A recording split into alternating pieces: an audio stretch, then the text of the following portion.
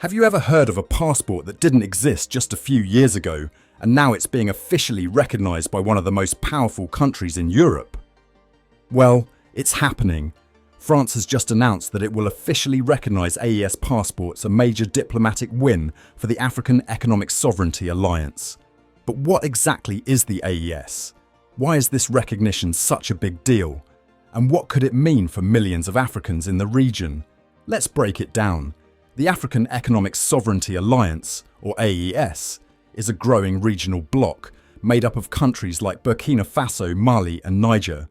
These nations have taken bold steps to assert more political and economic independence, and one of those steps was creating their own joint passport system. Now, with France officially recognizing the AES passport, holders can use it for travel, visa applications, and potentially even residency or work permits in France. This isn't just about convenience, it's about international legitimacy. For AES citizens, this opens the door to new opportunities in education, trade, tourism, and beyond. For the AES bloc, it's a powerful signal that their efforts toward regional sovereignty are gaining international attention. But why now? Some analysts say France is recalibrating its relationship with West Africa. With growing criticism of foreign influence in the region and shifting alliances, this move might be part of a broader strategy to remain diplomatically engaged. No matter how you look at it, France's recognition of the AES passport marks a significant turning point. It could reshape how Africa and Europe engage with one another in the years ahead. So, what do you think? Is this the beginning of a new chapter for African diplomacy and regional power? In fact, recent developments suggest a significant shift in regional alliances. These countries, Mali, Burkina Faso and Niger, have officially moved on from the ECOWAS passport. But first, what exactly is ECOWAS? It's a regional group of West African nations that was meant to promote unity, cooperation and mutual support. In reality, though, things haven't played out that way. Instead of building each other up, many leaders within ECOWAS have been more focused on personal gain, misusing resources, and ignoring the needs of their people. Tired of that system, Mali, Burkina Faso and Niger said, "We're done." They decided to step away, to become independent in their decision-making and start doing things differently, putting their own people first. So, they withdrew from ECOWAS and introduced their own regional alliance, known as AES, Alliance of Sahel States. Along with that move, they also stopped using the ECOWAS passport and introduced a new AES passport for their citizens. This brought about an unexpected challenge. People from these three countries, especially those living abroad like in Europe, used to travel using their ECOWAS-linked national passports. But once they returned home and those passports expired, they could no longer renew them under the ECOWAS framework. The only option was now the AES passport. So what changed? Previously, if you were from Mali, you held a Malian passport recognised by ECOWAS. The same went for citizens of Niger, Côte d'Ivoire and other member states. But now, with the AES in place, those three countries no longer issue passports tied to ECOWAS. The problem was, many international systems weren't ready for this change. When people from Mali, Burkina Faso or Niger tried to travel using the new AES passport, especially to France, they faced difficulties. Immigration authorities said, "We don't recognise this passport." This was a big deal, especially since many citizens from these countries live, study or do business in France. Why did France refuse to accept it? Because these three countries had recently pushed France out of their territories. The relationship had been rocky for a while. People in these nations felt that France was taking far more than it was giving, profiting from natural resources and failing to make a real difference in areas like security. Despite claiming to help fight terrorism, the threat only seemed to grow, not shrink. Better armed and better informed militants raised questions. Where were they getting such advanced tools and data? Frustrated, these nations decided it was time to move on, just like switching doctors when treatment isn't working. They said, "We're paying you, but we're not seeing results. It's time to find our own way."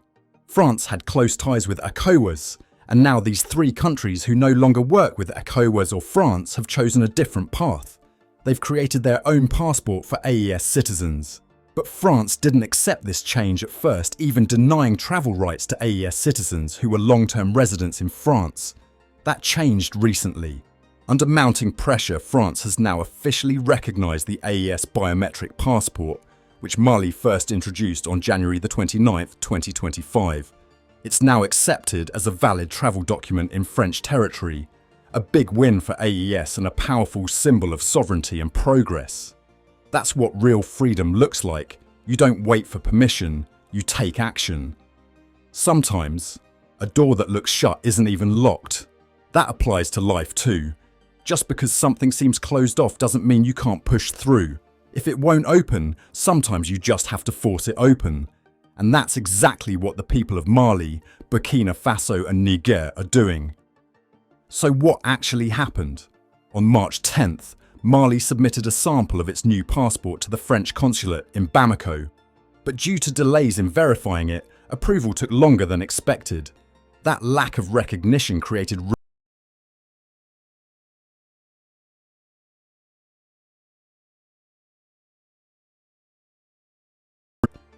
You arrive in a country with a passport no one's seen before. Of course, they're going to question it. What is this? Is it real? It was frustrating and stressful, but now that's over. The passport is officially approved, and travellers can use it across Europe. That's a big step forward. Congratulations to them. Now, these three countries, Mali, Burkina Faso and Niger, have introduced a shared import tax, 3.5% on goods entering their alliance from countries outside it. In simpler terms, if you're not part of their new group, the AES, Alliance of Sahel States, you'll need to pay this fee to trade with them. Yes, even if you're in nearby countries like Nigeria, Senegal or Benin, bringing your goods into AES means paying this small tax. Why are they doing this? Because they need to raise funds for joint development and projects. It also helps them unify their trade policies and reduce dependency on outside systems.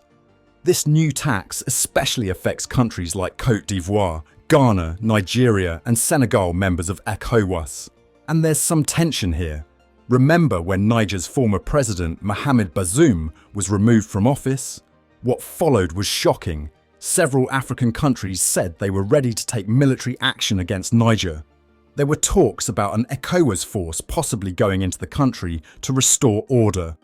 Officials claimed they preferred peaceful talks, but also hinted at military options. It was clear that some leaders were more interested in protecting outside interests than their own people's future. Take Niger, for example.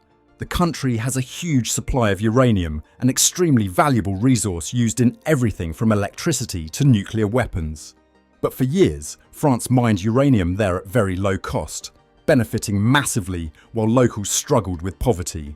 So it's no surprise these countries finally said, enough. They're tired of leaders who serve foreign powers instead of their own people. They're reclaiming control, one policy at a time. France was producing so much electricity using uranium from Niger that they even started exporting power to other European countries. They had more than enough for themselves, so they began selling it abroad. But here's the shocking part: while France was doing that, the people of Niger were living without electricity. Hospitals in Niger didn't have reliable power, and some children died because of it. Instead of using their own resources to power their country, Niger had to import electricity from neighbouring Nigeria. Let's make this clear: Niger and Nigeria are two separate countries. Niger was selling valuable uranium to France at a very low price. France used that to generate electricity, then sold it to Europe. Meanwhile, Niger couldn't even keep its own lights on, so it bought power from Nigeria.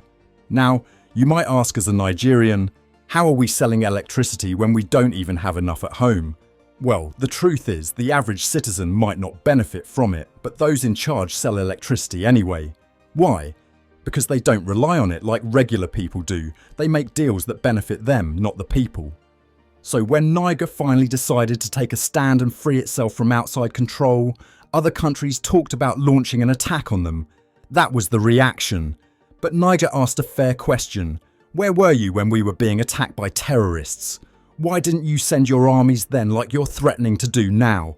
That's not brotherhood. That's betrayal. And that's when Niger, along with Burkina Faso and Mali, said, Enough.